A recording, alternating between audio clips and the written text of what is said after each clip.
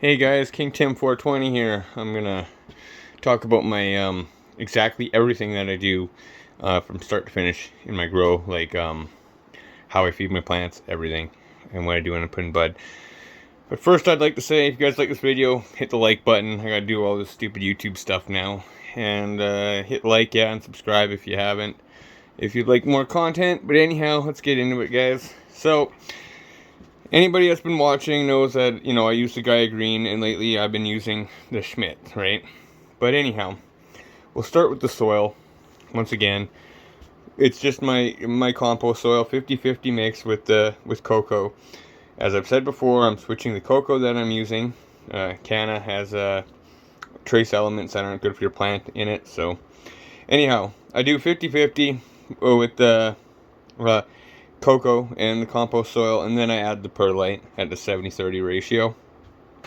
For cloning, I either use the clone bags where I put just straight cocoa into it, or I use the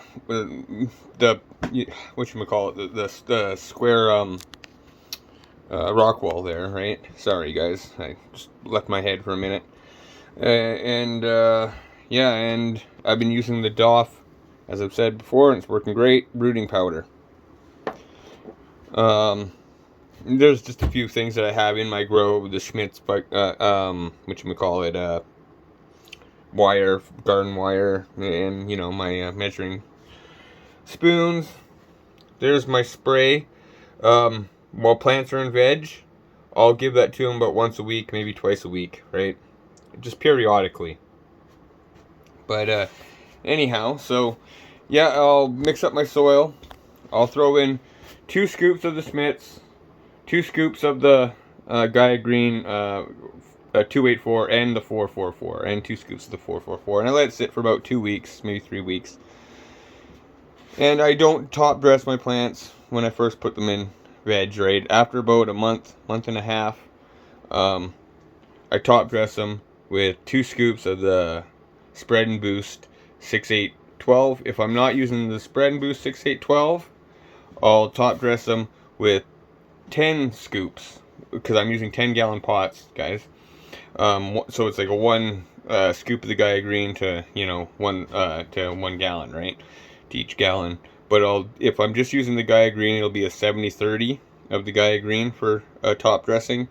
So I'll do 7 of the 444 and then 3 of the 284. It's just to get the stuff, like a little bit of the stuff that the 284 has in it that it doesn't have in the 444. It's just a good balance that way, guys. You will notice that you get a better product if you do that. But what I've been doing is I'll top dress with 2 scoops of that, and then 1 scoop of each of 2 scoops of the Schmidt's, and then 1 scoop of the Gaia Green 284, and then 1 scoop of the Gaia Green 444. Okay. And my plants, this batch is going to be in veg for about a month and a half, maybe 2 months. It kind of depends right now with Christmas and all that. But as I said, I don't top dress until about week 4. Now, if you're just using, say, Gaia Green, you're not using compost soil or whatever, then what you'll want to do is obviously buff up your soil, obviously, to the ratio that I said. And then on week 3, just before week 4, because at the end of week 4, it'll be done. All the Gaia Green will be eaten in your plant, in your soil. So at week 3, because it takes about a week for the Gaia Green to break down, you top dress at a 70-30 ratio of the 2, right? 7 scoops and 3 scoops of the other, right? And then by week 4, it'll be accessible for the plants, so they don't go a day without having any plant food, right? As I've said before, I'll actually sometimes throw a little bit of Epsom salts, and I did this time into the soil just to get a little bit of calcium in there.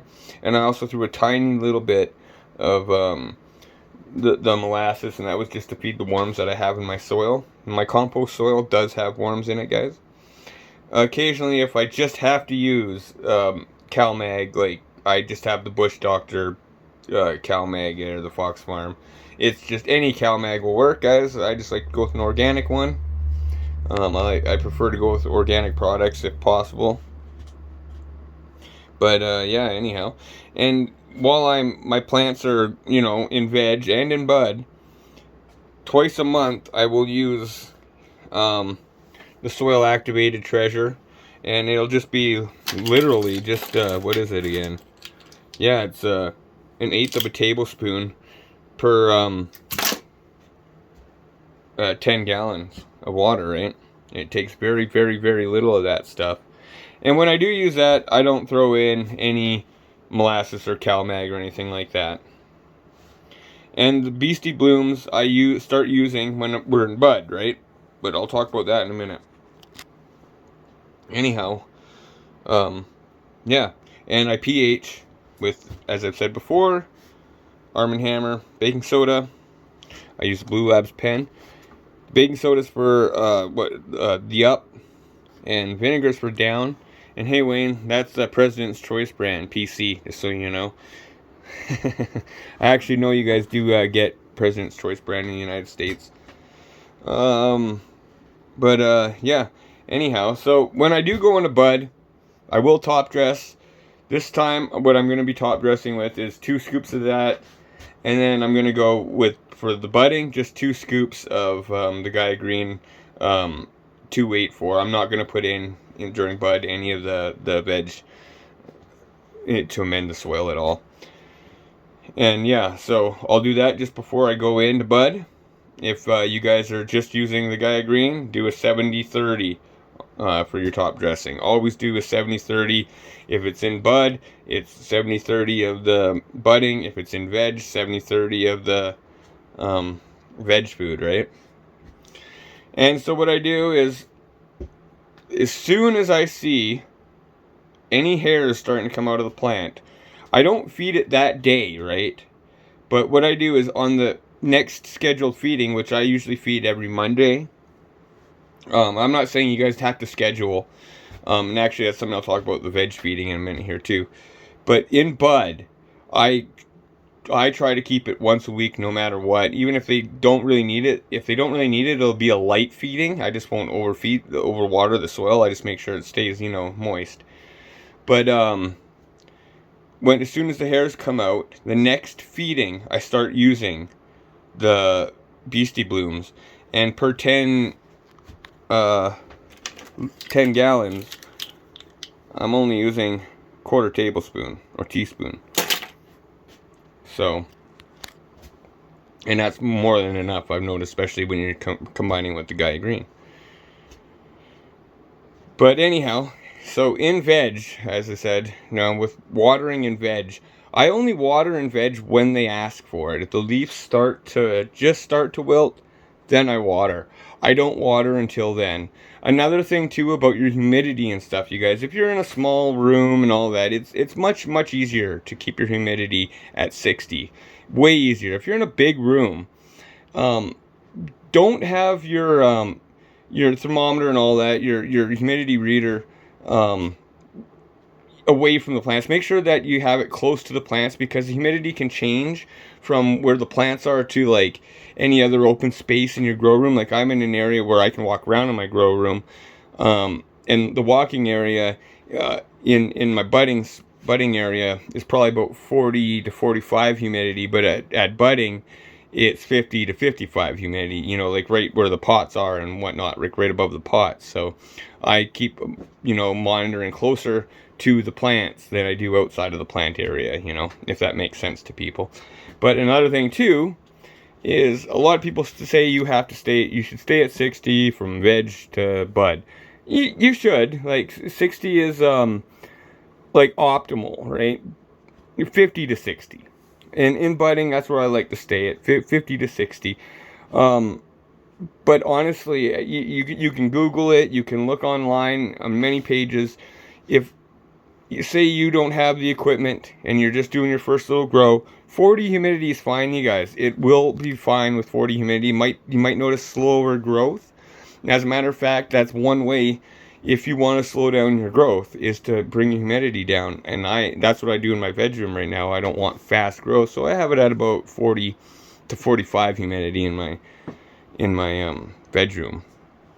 And actually, there's one more thing too I wanted to talk about, you guys. I wanted to show you my compost water. You see, that is water that I ran through my compost, so you guys can see the color of it, right? It's just like golden yellow, just full of nutrients from the runoff of my compost. But with the Beastie Blooms, and when you guys are in bud, if you're using compost water or anything like that, if it's an 8-week strain, stop using your compost water, and I'd say stop feeding your plants at week 6. And I just go using straight water. That is flushing technically. People say, well, with organics you don't have to flush. Well, I am using a little bit that might not be as organic as most, because I do like the Beastie Blooms. But I am going to switch to this other organic booster and show you guys how it goes after Christmas here. But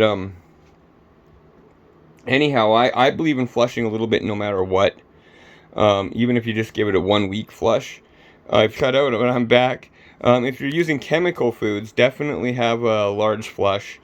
Like 2 weeks for sure. And then when you dry, you should be drying at like 60 humidity. And I usually dry at about 60, right? 60 temperature, 65, somewhere in there, 60 humidity. And you get a good 2-week dry. And you want to put it in jars for at least 2 weeks, if a month if possible, you guys. Especially if you're not keeping it and maybe planning on making some money on the side with it or whatever. The better it tastes, the better it's going to sell, right? But anyhow, there's one more thing I really wanted to cover today too. And this one's for you there, Wayne. The Safer's 3-in-1. If you are experiencing spider mites or anything like that, what you do, make sure you have your gloves on when you're doing this. If you can, pull your pots out of your grow room and spray around the grow room. Maybe wipe it into your tent area or whatever you're growing in. Just spray it around the room to make sure you don't get any. Even though you can't see them, you might have spider mites on the ground or walls or whatever. And and that's what you do that first, and then what you do is you make sure you have gloves on and get both sides of all the leaves, right, and spray like a shit ton. Don't be conservative when using it. Make sure to use a lot, and give it about a week and do it again. After you do it the second time, just monitor it. If you don't see anything come back, don't bother using it again. If a little bit more comes back or whatever, just use it right away. As soon as you see a little bit more come back, use it again. It might take 2 or 3, even 4 times to make sure you get rid of everything in your grow room. But if you do see things come back, make sure to pull your pots back out of your grow room. Spray everything down. Even if you have to, turn your grow room off, unplug it, spray your lights, clean them off, everything, right? A little bit of bleach can go a long way too in that situation, guys. But anyhow, that's what I wanted to say today, you guys. And this is everything that I do, and that's what I'm doing on this run right now. But anyhow, if you guys like the content, as I said before, hit subscribe and like, and I'll catch you in the next video. Peace, guys.